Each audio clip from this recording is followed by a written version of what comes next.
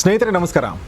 ಸ್ನೇಹಿತರೆ, ಭಾಳಷ್ಟು ಜನ ನನಗೆ ಅವಾಗವಾಗ ಫೋನ್ ಬರೋದು, ನೀವು ಭಾಷಣ ಕಲೆ ಬಗ್ಗೆ ಒಂದು ಮಾತಾಡಿ, ಒಂದು ನಮಗೆ ತಿಳಿಸ್ಕೊಡಿ ಅಂತ ಕರ್ನಾಟಕದೆಲ್ಲೆಡೆಯಿಂದ ಅವಾಗವಾಗ ಫೋನ್ ಬರ್ತಾ ಇತ್ತು ನನಗೆ. ಮತ್ತು ನಾನು ಬೇರೆ ಬೇರೆ ಸಂಸ್ಥೆಗಳಲ್ಲಿ ಈ ಕುರಿತಾಗಿ ಬೇರೆ ಬೇರೆ ಪಕ್ಷಗಳ ನಾಯಕರಾಗ ಬಯಸುವವರಿಗೆ, ಸಾರ್ವಜನಿಕ ಬದುಕನ್ನು ಪ್ರವೇಶ ಮಾಡಬೇಕನ್ನೋರಿಗೆ ಈ ಕುರಿತಾದ ಕಲೆಯನ್ನು ಕಲಿಸಿದ್ದೀನಿ. ಈಗ ಮತ್ತೊಂದು ಬಾರಿ ಮಾರ್ಚ್ 8ನೇ ತಾರೀಕು ಭಾನುವಾರ ಸಾರ್ವಜನಿಕ ಮಾತುಗಾರಿಕೆ ಮತ್ತು ಮಾಧ್ಯಮ ನಿರ್ವಹಣೆ ಈ ಕುರಿತಾದ ಒಂದು ದಿನದ ವರ್ಕ್ಶಾಪ್ ನಾನು ಮಾಡ್ತಾ ಇದ್ದೀನಿ.